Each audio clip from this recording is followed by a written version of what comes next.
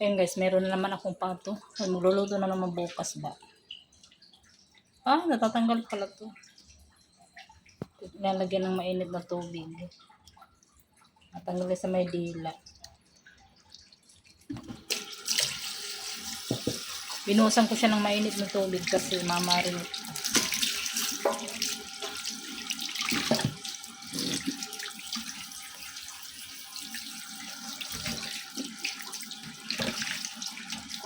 Ganito yung paghugas ng pato. Ewan ko bakit mahilig yung Chinese ng mga pato.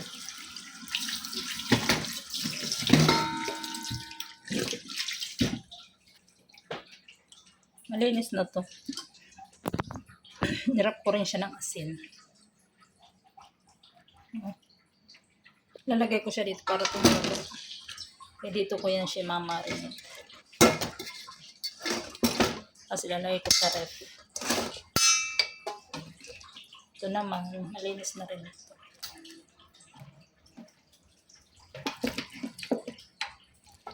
Meron pala dito balon-balunan ang laki. Malinis na rin yung balon-balunan. Lahat na ito malinis. Lagyan ko lang ng mainit na tubig.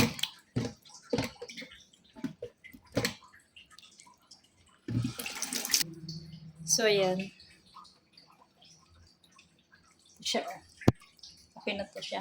Mamaya pag lumamig, lalagay ko to sa fridge para pagising ng amo ko, mamarinate niya yan. Hindi ako magmamarinate niya. Siya kasi siya rin magluluto niya bukas. Hindi ako magluluto niya.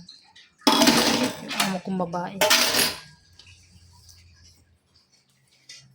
Palamigin ko muna yan kasi lagay ko sa ref. Kaya may mangga na malaki yun.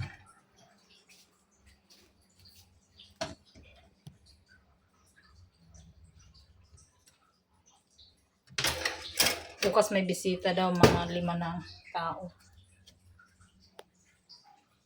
Kaya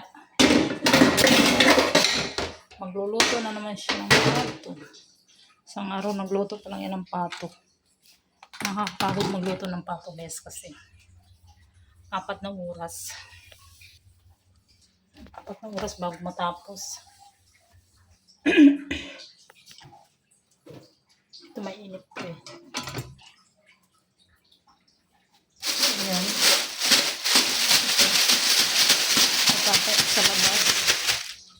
Tumutulo.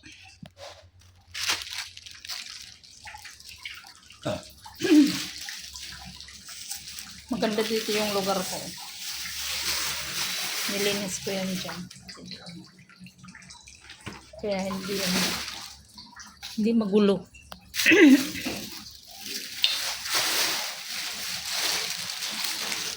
Bulaklak maganda.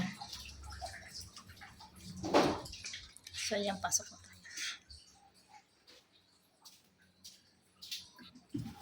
Hugasan ko yung aking ginamitan dito. Tingnan nyo yung aming bahay, gano'ng kalaki. Hanggang 4 nanda na yan. Meron pa yung basement.